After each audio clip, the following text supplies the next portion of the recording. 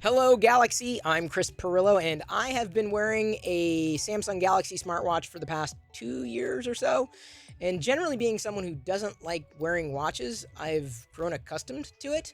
I didn't imagine I'd ever sleep with a watch, but I did because with sleep tracking built into the Galaxy Watch, it was seamless. So I've been wearing it constantly. In doing this review, it's more based upon a long experience with the watch, more so than, hey, I just got this thing and I'm going to talk about it. So hopefully that'll give you a bit of perspective. I was wearing an Apple Watch briefly before, went back to a smartwatch after I wanted to do more monitoring of my vitals, specifically my heart rate. Making sure that I was healthy. For the most part, I would say I am, and my heart is definitely still beating. Couldn't use the Apple Watch anymore because I'm no longer really directly tethered to the iPhone as my primarily daily driver, though I do still have an iPhone around. So unfortunately, the Apple Watch is just not for someone like me who doesn't carry an iPhone with him wherever he goes. That's why I turned my attention to other Wear OS devices that were out there. Samsung released the new version of their smartwatch in conjunction with Google and working together on Wear OS. And I would say the fruits of their labor worked well. Not to say that it's been a perfect experience by any stretch. But again, I just want to give you my thoughts on this watch, both good and bad. This happens to be the Galaxy Watch 5 Pro. I upgraded from the Galaxy Watch 4 previously, and honestly, if I didn't like that device, I wouldn't have gotten this one. I was able to get through a full day of working and moving around and getting all the steps in.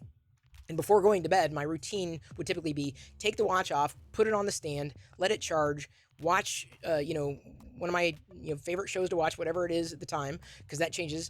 And then within an hour or two, the watch is fully charged, put it back on, go to sleep. So that's been my routine. And so the Galaxy Watch 4 was a champion. And honestly, there wasn't that much of a difference between the Watch 4 and the Watch 5, apart from this thing having a lip around it, an edge around it, for whatever reason, and a different strap, which, by the way, some people didn't like the strap, and initially I was like, what is a strap? I didn't know how to use it.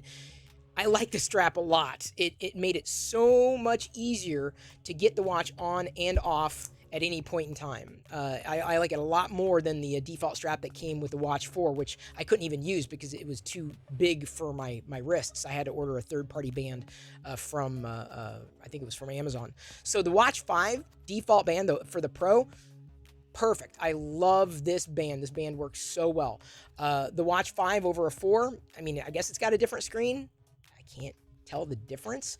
It definitely has a lip, and I can tell the difference, but not in terms of daily use. In terms of performance, pretty much a wash. So it didn't really feel like that much of an upgrade over the Galaxy Watch 4, minus battery life. This thing, I've been wearing it all day, moving around. I only have like 6,000 steps in, but it's at 72%, which isn't bad. I'm not a watch power user or anything like that. But if on a normal day, a weekday, right now I'm recording on the weekend, on a weekday, I'd be getting about 10,000 steps, and it may be, 60%. I don't think I've ever gotten below 50% in wearing the watch in my normal charging cycle. Again, I get into a pattern, I get into a routine. Everyone's going to be different.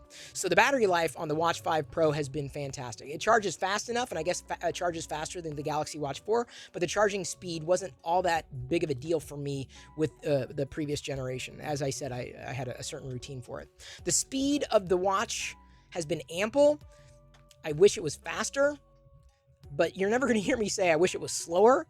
That was certainly a disappointment in upgrading to the newer watch, and the reason I upgraded, you might be saying, well, why did you upgrade? It didn't seem like much of an upgrade to you. Battery life, maybe, but more importantly, I wanted Diana to start wearing a watch to track her stats, to watch her health. And she has, to her credit. She's been wearing it every day and monitoring and watching and keeping a close eye on her vitals. And I may come back to that here in just a second. So I was like, well, there's a new one coming out. I'd like to get it. And what am I going to do with the old watch? Well, I could sell it. I can, exchange it or whatever. I'm like, well, Diana, do you want to wear it? And she said, yeah. So she's wearing it. The app selection has been sufficient. I really haven't stretched beyond a lot of the default apps on a smartwatch for the most part, apart from getting Google Assistant installed, because there's Google Assistant integration now, and you can, long press the button, and I choose to have Google Assistant launch. It's great. I think it's the home button. There's also a back button. You can go back with that button, or if you long press the back button, unfortunately you can't remap it. It always goes to Samsung Pay. I'm like, but I don't use Samsung Pay. That's the problem with Samsung. I'll come back to that in another moment. Either way, I've used a lot of the default apps. One of my favorite apps to use is actually the camera app. So as long as you have a Samsung phone, and I do, and I use the Samsung phone all the time, it'll basically pair by way of Bluetooth and allow you to see a preview of what is on your camera app at the time. And you can control record, video, start a video, stop a video, hit, the button to take a photo. They make it very easy to remote control your phone screen, specifically in the camera application. And I use that frequently. One of the apps that I wish was better was the Samsung walkie-talkie app. They released it. It's only for Samsung smartwatches, and it really sucks. Like, I know why they didn't put it on by default, because it's really not good.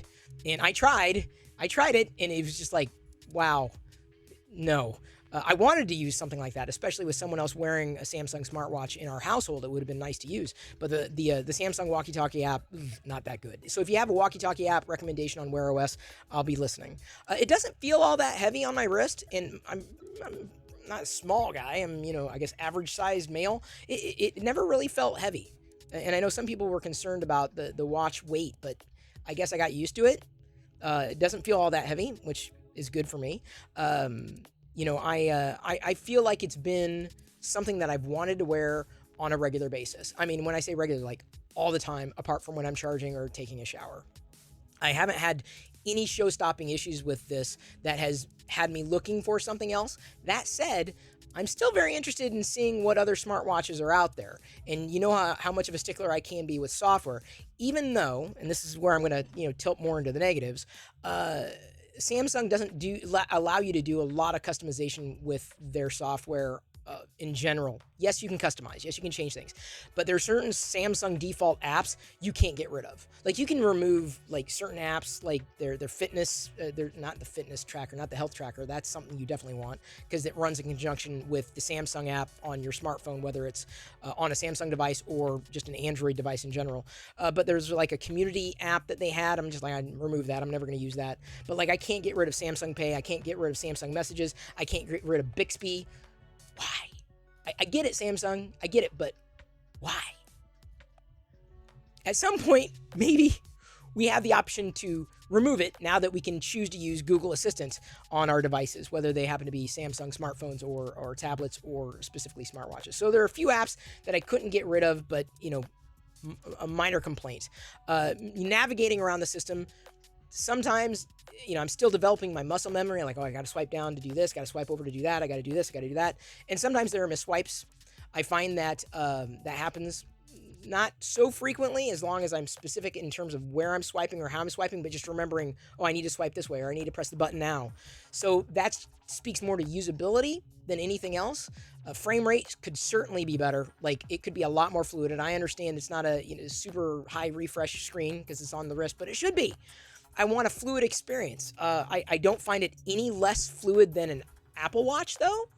So keep that in mind. Whatever the speed is, they've optimized the animations. It doesn't feel better or worse than that. There's also an app on here that I really can't figure out if I swipe over here. I mean, I can figure it out, but like, it's stress, right? And so it measures your level of stress. And I don't know what this means. I mean, I know what stress is, right? But all day I've been fine. I've been green.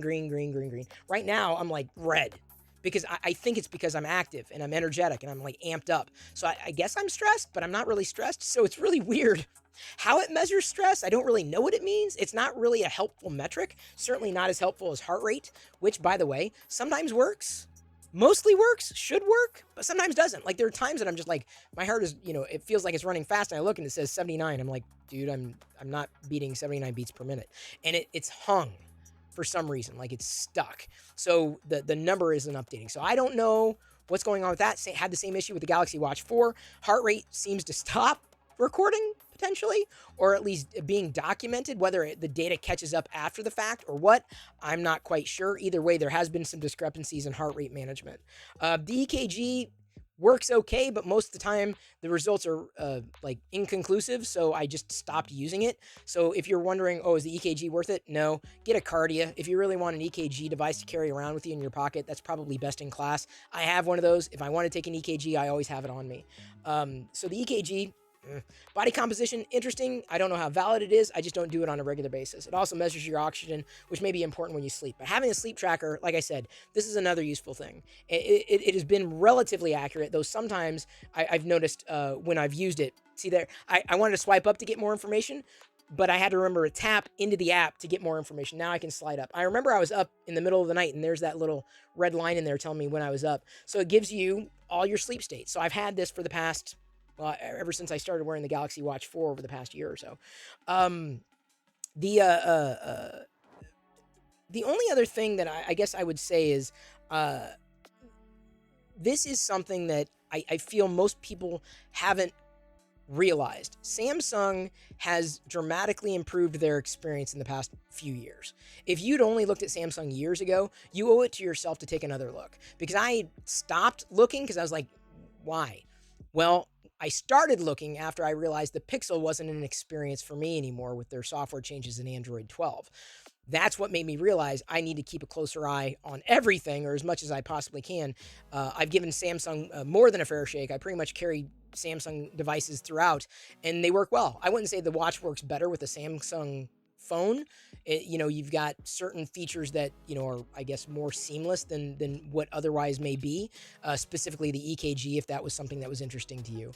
There are many other things you can dive into in the health app with the Samsung Health app, like tracking your water intake, which I'm never going to do. Maybe even food intake, which I'm never going to do. So many things you can do with the smartwatch. But if you are interested in a smartwatch and you cannot get an Apple Watch, the Samsung smartwatch should probably be on your radar. And if you're not into the latest and greatest, I would say the Samsung Watch 4, previous generation, works just as well as the Watch 5 Pro. And that's based upon experience with both devices. Save yourself some money if you're not interested in having something that may be more durable and having a longer battery life. Other people have had different experiences. I'm not a smartwatch aficionado. Never really wore a watch in my life. Don't really want to. Didn't really want to. And then I got into it in recent years. I'm going to be interested in other smartwatches that are coming down the pike, specifically potentially with faster processors from other vendors to see if they would be better than the experience that I've had so far with, I would say, a really good smartwatch. I've been just as happy with this as I would have been in the heyday of the Apple Watch when I was wearing it.